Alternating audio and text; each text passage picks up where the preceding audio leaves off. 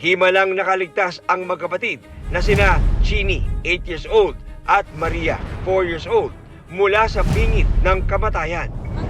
Ang dalawang bata natagpuang nag-aagang buhay sa masukal na lugar sa Dasmariñas City, Cavite.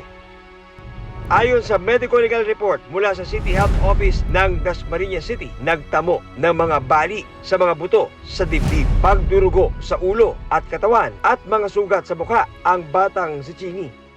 Ito pong si alias Chini na 8 years old at si alias Maria. Yung 8 years old po natin, ano po yung mga pinsalang tinamo po niya, Chini? Marami siyang pasa sa katawan. Mayroon din siyang sign na parang sinakal. Talagang kita mo yung mga hematoma niya, may mga marks siya.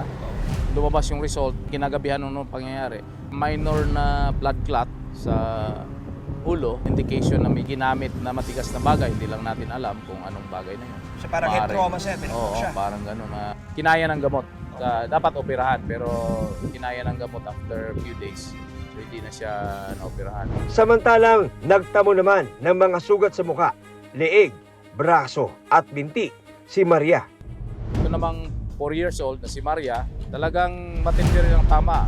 Kung ano yung sinapit ng isa, ganun din ang mga marks sa katawan. Mostly nasa liig, may mga sign na sinakal sila. Ito nga ang isa ay may ooperahan dapat kasi may bali siya sa ribs. Bakit mo kaya nagkaroon ng karakudo? So maaaring kamay lang ang ginamit o di kaya object na hard object. Bukod sa mga sugat at pasa, kumpirmado ring pinagsamantalahan ang dalawang bata. Sa ating medical legal examination, and based on sa findings, talagang mayroong sign na inabuso sila.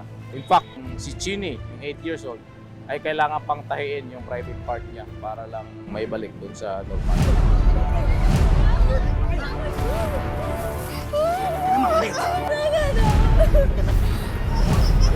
Sino ang nasa likod ng karumal-dumal na krimen?